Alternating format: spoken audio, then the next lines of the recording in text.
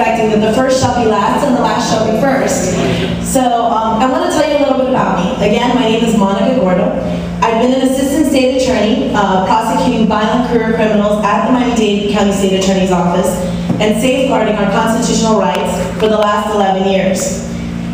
As a judicial candidate, we can't, as politicians, as Judge Sheff said, really express our views. But what I can tell you is who I am and what I've done for this community. Because I think what people do in their lives says a lot more to you than when they tell you what they're going to do. I went to the Dade County State Attorney's Office right out of law school. I became a lawyer because I grew up in a family with incredible family values. My mom and dad have been married for 40 years. They've been an incredible example. When I was 14 years old, my whole life I wanted a little brother. I had an older brother.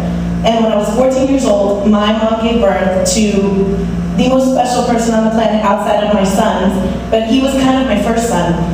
His name is Carlos, and he's my little brother, and he's Down syndrome. And he was the biggest blessing ever given to my family. He taught me, and has taught me, more about life than any other single human being on the face of the planet.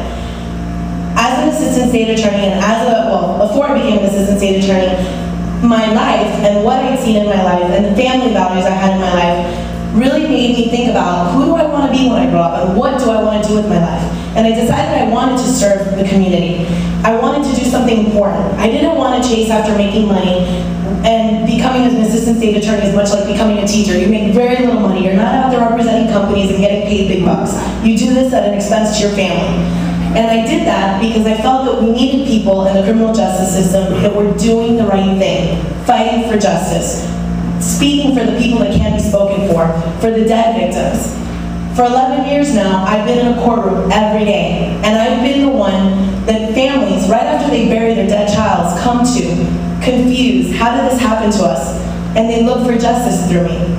I have always tried to maintain the most ethical standards.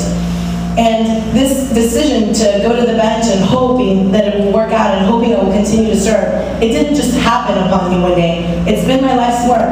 I'm excited. I want to serve this community. I will do an incredible job. I have brought an incredible work ethic to my time as an assistant state attorney.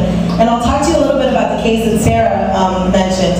In October, I tried a very case near and dear to my heart. For 3 years, I worked on that case. It was the murder of Shirdavid Jenkins.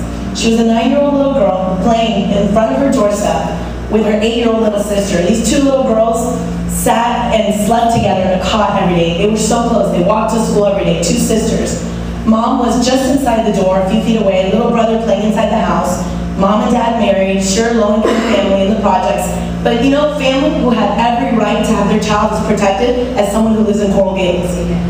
And there was a career criminal just a few feet away who was on probation, who had a long rap sheet, who was sitting there dealing drugs, and who got into a beef with somebody and opened an AK-47 and shot 22 rounds.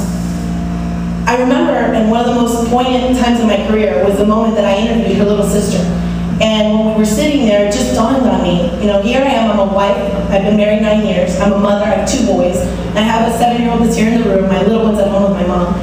And when we were together with this little girl and I was interviewing her, she said to me, you know, Ms. Gordo, when the gunfire started, I thought exactly what my mom always teaches me, drop down and get in. And I thought Shirdavid made it in too.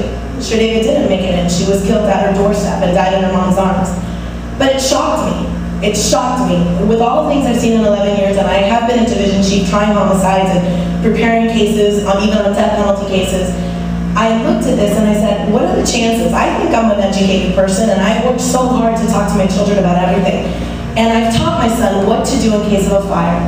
I've taught him what to do in case something bad happens, call 911. I've never said to my son, ever, hey, Jacob, if gunfire erupts, drop to the ground and get in at your doorstep.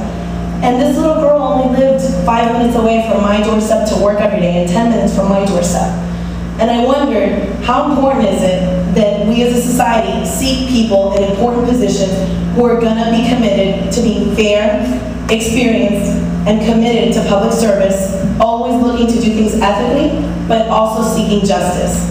I want you to know that I'm not your average candidate. There are many candidates in the room, but I love what I do. I've had a vocation and an interest. I'm not a politician. I'm born and raised here with a great sense of family values, and I will be committed to being a just person on the bench.